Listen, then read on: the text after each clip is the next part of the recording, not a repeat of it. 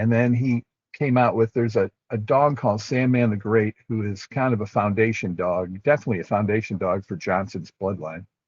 His father was a catch dog called Mac the Masher, who was colored up with just a white head and white feet, and the rest was like black brindle.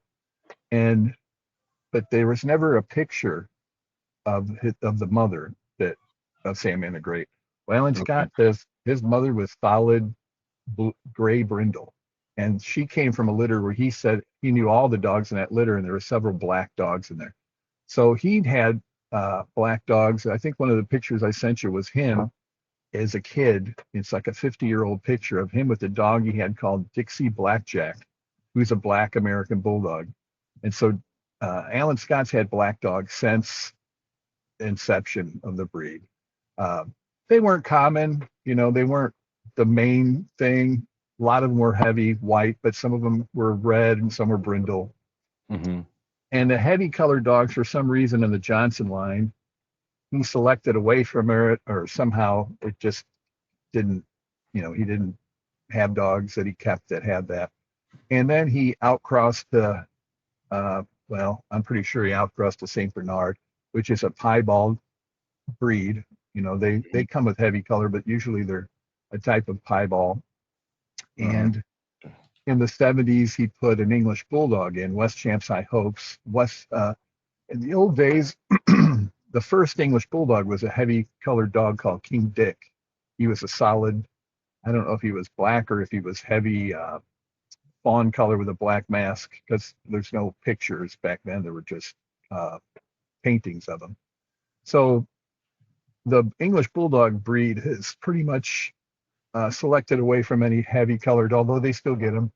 The heavy colored dogs and the black dogs, a piebald was what was, you know, selected for. Okay.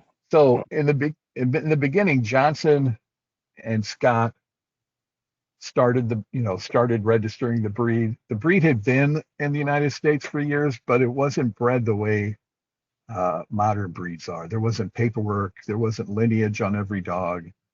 There could have been, but it was just like Bob and John's family bred them for a while. And it was they're hunting dogs and farm dogs and working dogs, and people that use working dogs. We're not like exclusive kennels from noble origin. They use what worked.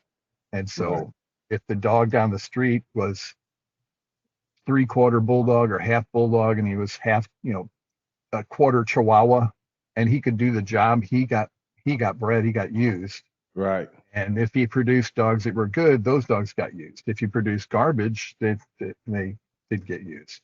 And that's Mhm. how all breeds of dogs started. So, All of 'em, yeah.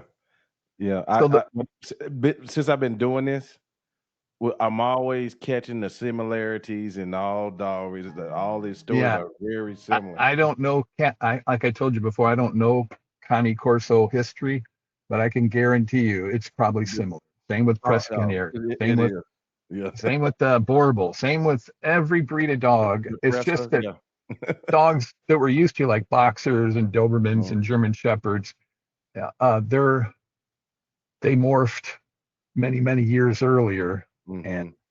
we just don't know about it. But the whole idea where these people are like, my dog's pure. I have the paperwork, 10, 15, 20 generations, or I've got a title, I've got a show title, I've got health test, and my dog's pure.